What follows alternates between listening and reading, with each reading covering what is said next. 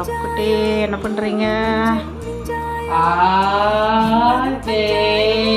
அப்புக்குட்டி வீட்டில் இன்னைக்கு என்ன சாப்பாடு?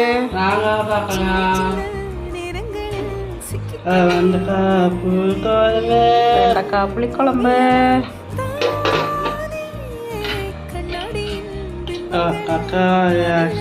தக்காளி ரசம்,